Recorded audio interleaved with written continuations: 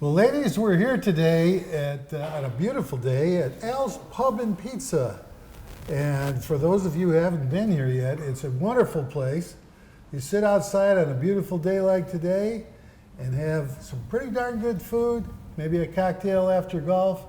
And if you're a pickleballer, you come over here and drink water. Awesome. So that's something new for us today. And we got an interesting topic today, and it has to do with having a peccadillo. What's a peccadillo? A peccadillo is a small fault or mistake or something that someone does wrong that is not very serious until it gets on your last nerve. I thought it was picadillo. It's peccadillo? No, peccadillo. No. Or until it becomes serious. Then it's a problem. And one of the things that really irritates me after a while is bad listening habits. You can't communicate unless you're a good listener to begin with.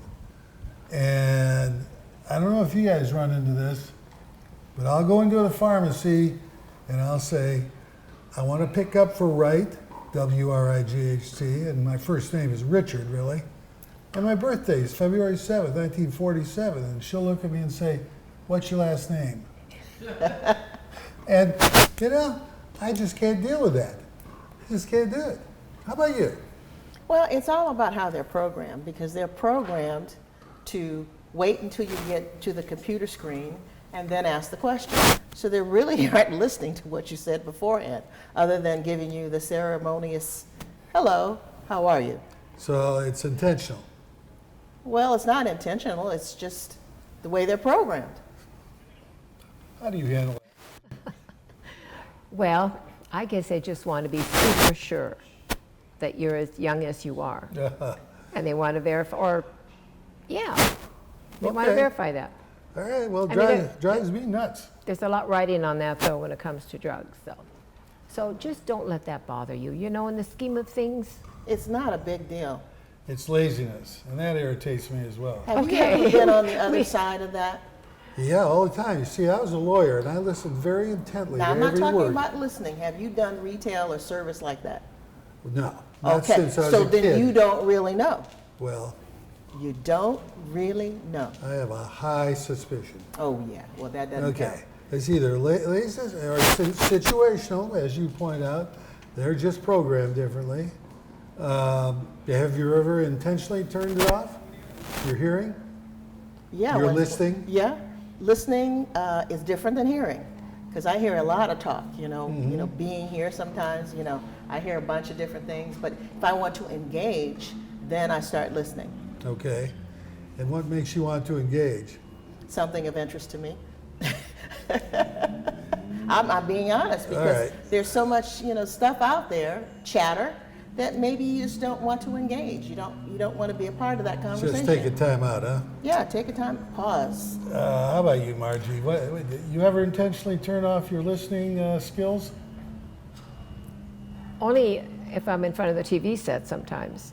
But with people, no. But see, I had an advantage as a social worker. We learned the techniques of listening and drawing people out rather than yum, yum, yum, yum, yum, because they came in for a reason. Yeah. And they either had a plan to make or they were in rough waters. And I remember the very first time that I had a gal coming into me, I was working with pregnant girls then that were considering adoption. And so I went to Miss Trudy, who had been there 80 years, and I said, what do I do? She's coming in 5 minutes. And she said, well, be quiet. She'll start talking. Okay. All right.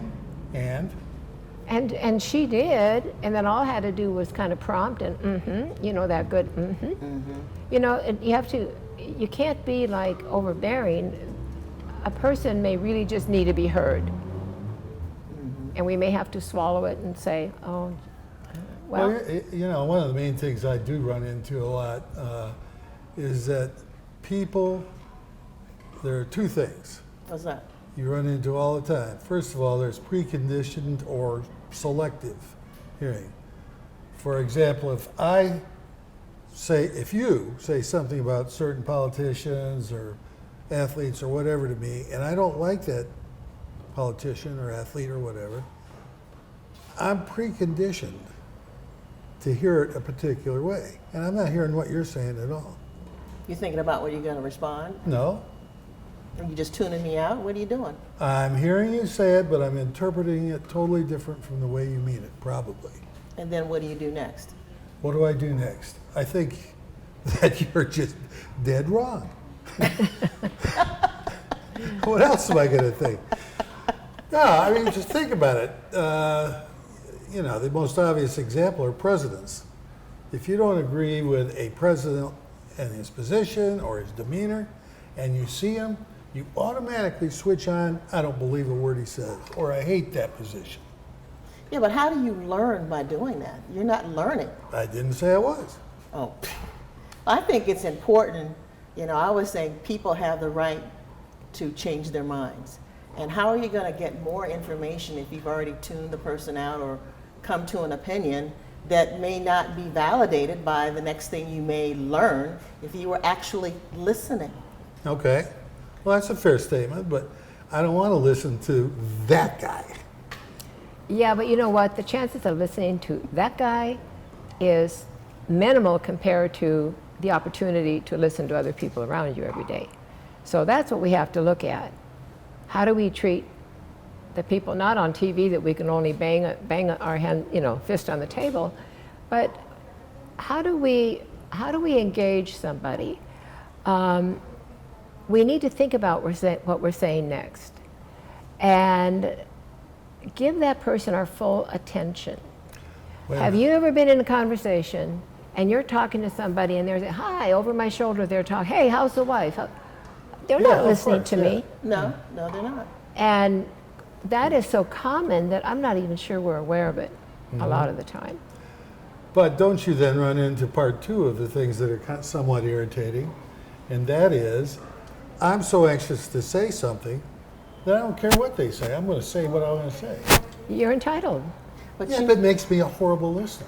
But some people are motor mouths, and by that they don't breathe. So they've gone on to a different topic, and they've talked about 4 different topics, and you would like to respond to something that they've said because you thought it was, important, and you wanted to share your opinion. So sometimes I have to interrupt and say, breathe. In other words, give me an opportunity to respond. Because sometimes I think it's nervousness that maybe they have, or that's just because they're not listening to themselves. Well, yeah, I know couples like that, and I know individuals like that just have to say something all the time. And, it tends to dull your listening senses, you know what I mean? And then there's another type of thing that just sort of drives me wild. It doesn't take much. Maybe today's a grumpy day. But what happens is they'll get out a topic and you'll hear it, okay, and you'll have a conversation. Next day you see them and they start right in again. Same thing. Over again. It could be a medical issue, physical issue, political issue. Now, you have to learn different catchphrases in order to respond to something like that. Catchphrases? Yeah, for example, hey, Doug, we talked about that yesterday, remember? Yeah. And if you don't remember, then, I said, well, it was a good conversation yesterday, but today's a different day. Let's, think about something else. Yeah, well. Because sometimes you have to learn how to shut that conversation down. Okay. And it should be it's really been nice talking to you. I hope we don't run into each other too soon. Is that the walk away? That's the walk away, yeah. There was something I read in looking up some information.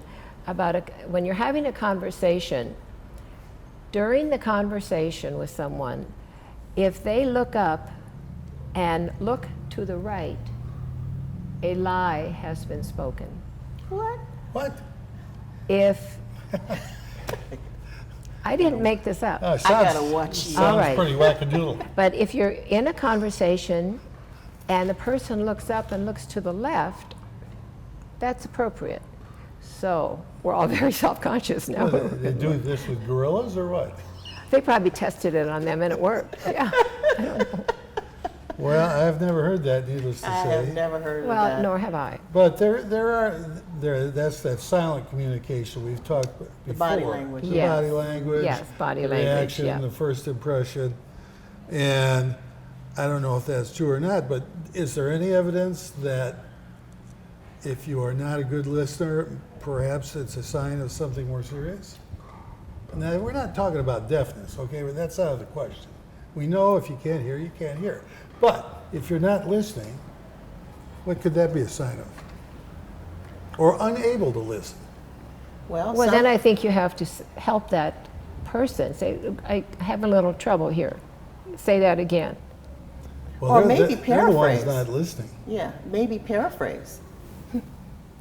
I feel like we're not like, Well, let me say this another way. You're an idiot. Nah, I would never do that. Yeah, you would. well, the other thing is eye contact too. I'm sure most of us as children had a father or mother say to us, look at me while I'm talking to you. Oh yeah. Yeah. Yeah. And I think it was, we almost suddenly felt like we were submitting, or scared for our lives. Have you ever heard of the side eye? The side eye, I have Yeah. not. The side eye is like, Yeah. Would Yeah. you do that with the parent? No, you'd roll your eyes and then. you'd roll your eyes and then get slapped probably. Early bed night. Well, I think you're right about looking at someone, because if you're having trouble listening because of a disability or whatever, maybe you're looking at their lips or their expression or what they're trying to say comes across in body language of some sort. I get that. But it's the person that sits there and starts looking around for someone to talk to. Well, Then you're not being listened to. well, you And just, then you have to realize at that point, perhaps you shouldn't have this conversation and walk away. or just or say, talk to look, somebody else." it's apparent something else is on your mind. We'll talk another time. And That how way, many times have you ever said that? once. Just, Okay.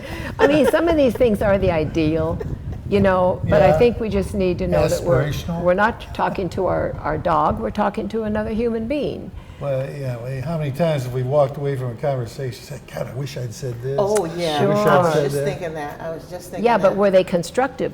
What you Well, would have probably said? not. No. See, so you did yourself a favor. No, that Life may is be too true. Not short. necessarily, because then you come back with that person the next day. Hey. Your response doesn't fit, and you didn't get a chance to say it. Well, you know Well- what? Okay. Now, is there any indication in your research or anything science could relate to that would say bad listening habit could be a sign of the beginning of a cognitive dysfunction? That you're just unable to comprehend what anybody's. Look at Bruce Willis. Yeah. He has aphasia, which means he can't communicate at all. He might be able to hear, but he can't communicate. That's more difficult. Yeah, that's But- been a little more difficult to identify. Yeah. But I Yes, think it is. that assumes that you have known the person to see those kinds of signs. Yeah. Maybe the person is just a poor listener, and you've just met them, and so perhaps the next conversation you have, then you have some type of history. Mm-hmm. But without that, I wouldn't rush to judgment. Okay. Well, we went out on the street, as we typically do, and we asked some residents just to describe whether or not they were a bad listener, whether they knew a bad listener, and what to do about it. Let's take a look. Well, hey, beautiful day here. Tell me, are you a good listener? I try to be. So you work at it. Yes, I do. Okay. And do you know some folks that aren't? Yes, I do, but I won't say who they are. But sure, I think a lot of people when you say something or ask a question, they already have a preconceived notion of what you're asking, and they don't really answer the question. So I think a lot of people are not good listeners. Well, you must be a good listener because you just answered the right question. Yeah, do people have agendas, you think, or maybe they're distracted? Oh, agendas, yes. Distracted? No, I don't think people just pay enough attention to other people. It's kind of, they're all about themselves. So they already have this idea of what you're going to ask. What they're going to say. Exactly. Thanks so much for your time. Have a nice day. Take care. Well, Helen, it's a beautiful day here at the tennis center. Tell me, are you a good listener? Yes, I am. And you pay attention all the time, but do you know any people who might be bad listeners? Obviously, I mean, a lot of people put their mouth in gear before they use their ears or their brain. So, yeah, they're not good listeners. So you think maybe they have an agenda or something like that? I think they're in a hurry to get their opinion out. Ah. So they interrupt and don't listen to everything that's said before they make up their mind what they're going to say. Well, thanks for your time today. You're very welcome. Are you a good listener? Absolutely. Well, you got that one right. And do you deal with some people who maybe aren't? And why do you think that is?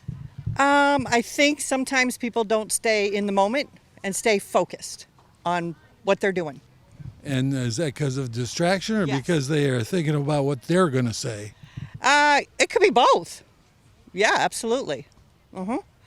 Okay, well, thanks for your time today. Thank you. Well, Jenny, tell me, are you a good listener? I like to think so, yes. And do you work at it? I try. I try not to constantly think of what I'm going to say next and not listen. It's like being introduced to someone, and then 2 minutes later, you can't remember their name because you're thinking of what you're going to say. And is that the trouble with bad listeners generally, do you think? Yes, they're just thinking. They don't mean to be rude, but they're thinking of their comments that they're going to make rather than listening to the other person. Well, thanks for your time today. Are you welcome? Glad to help. Good. Well, Mike, beautiful day here at the tennis center. Are you a good listener? My wife would say no, but I think I am. Okay, that's a fairly regular response. She thinks I have a hearing problem. Do you know any people who are bad listeners, and why do you think they're bad listeners? I would never want to name them because they're too good friends. But I really don't know that many bad listeners, except for the ones that are always talking about themselves rather than listening. Okay, well, that's fairly common too. Thanks for your time today. You're welcome. Thank you. Well, we are back, ladies, and let me remind our viewers out there that we are at Al's Pub today. This is a new venue for us. You probably hear the pickleball players in the background, and hopefully the sound's okay. And we're delighted to be here. It's a fun place to be. So come on over, play pickleball, play golf, come to Al's. You do that, don't you? Yeah. All except to play pickleball and golf. Well, I come to eat. Let's be real. Eat and drink. Okay. Well, yeah, that's the other thing. When you are not understood by someone, even though you said something clearly, I think there's a lot of reasons why people aren't comprehending what you're saying. Mm-hmm. Some of them may be distraction. Yeah. Some of it may be, like you were describing earlier, situational. Some of them, this may be carelessness, laziness. They don't care what you're saying because they got so much to say, right? What else? Well, right here. You got a list, I'm sure. Boredom in conversation. People have such a need for social media consumption, and that instant, colorful feedback only social media can give. They will often become bored during real conversations, resorting to their phones. So antisocial. No, they're training themselves wrong. This can lead to a decrease in the quality and number of meaningful conversations. How many times have we been in conversations and the person we're speaking with is looking over our shoulder to see who we might, or pulling out the phone? Yeah. What kind of a message is that? And do we do that? Well, does being a social media addict, no names mentioned, You better be glad we're in public. does that decrease or impair your listening skills? I think it does. I think it impairs it. I think that we have to be cognizant that we do that. And for example, when I go to dinner and someone's constantly on their phone, I'll say, "What's up? You know, I want to enjoy us." Yeah. I'll say something like that, and they say, "Oh, you know, well, I'm expecting something from work or a call or something like that." And I'll excuse that for a moment, but we're here to enjoy each other and have a good conversation. So I think it really is upon you to bring it to their attention that you don't approve of that. Okay. Or you start out before dinner, you say, oh, let me make sure I put my phone on silent because I don't want to be interrupted with our great conversation that's about to happen. What do you think they would do? Well, it depends on the person. Who are your Yeah, friends? yeah, Well, they yeah. probably wouldn't be out to dinner with you. Yeah, that'd be that. But yeah, I mean, some people, and then, you know, they got to tell you the newest thing on Facebook and blah, blah, blah. Well, I think also many of us are so bombarded with sound bites. And I think that our minds are in tune with communicating that way. And I think that we really, if there's something that Margie says or you say, then I would like to have the opportunity to dig deeper. So I might say, well, Doug, what? Really? Tell me about that. What? Well, Showing that I'm interested. yeah, okay. So I'm trying to engage you, and then hopefully we'll have a conversation. Well, it seems to me that if you're living on sound bites and instantaneous communication, as you do on social media, that you're losing the ability to process what you're hearing, which is a cause of misinterpretation or bad listening, and it ultimately destroys your ability to do any sort of critical thinking. And that's sad. Well, Because I think it depends on the person too, because I consider myself a good listener. Because when I'm engaged with someone, I'm really into a conversation, and I try to show through body language. If it's something I'm not interested in, I'll give you a sign too, and I might change the topic or whatever. So you consciously exhibit a form of body language. I try to. Do You know, if the person is important to me or I haven't seen them in a long time, I don't need to know about things 20 years ago. I want to find out, so what's going on now? You know, what are you into now? You learn how to kind of direct the conversation because I don't have, you know, little grandkids. I have grown grandkids. And I can tell you stories about them, but you may not be interested. There's a chance. Yeah, so I've got to tune into that and be aware of it. Well, you don't go to any high school reunions, do you? Not at this point. Because they all live about 50 years in the past. Well, we're running a little short on time here, but I think there's some things to think about and some ways to attack, if you will, the issue. But I think we're still just going to have to live with it. There are bad listeners in the world. well, of course there are. But there will probably be many gooder Gooder? Really? listeners and good scholars in the world. See, I got your attention. But that doesn't mean that we can do away with our responsibility to it. You know, I mean, that we're living in this world with them, and if they don't please us the way they act, we should say, oh, gee, I'm getting uncomfortable here. I just can't seem to keep up with you or something. Those iMessages, you know. But I think it's not going to change. We are the ones that need to decide how we are going to deal with it. Really? I think it's going to be even more Okay. so what I'm disturbed about, even in the coming years. Nothing has changed. We haven't gone back to the messaging face-to-face, eye-to-eye, involved in a real remarkable conversation that has some meat in it. You know, they're short, I don't know, it's just different. We'll never get back there, so we have to Well, adapt. that's a sad case. Yeah. What do you think, Tina? I think if the person has value to me, then I'm going to make the effort. If it's someone I just met, then I will try to direct the conversation, and perhaps if they are kind of an interest to me, then maybe in that social environment I'll come back to them. Okay.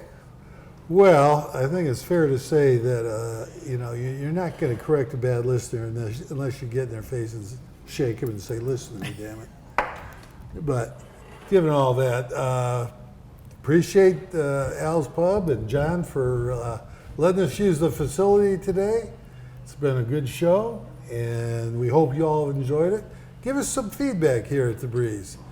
And next time, we'll see you next month for the next episode of The Breeze.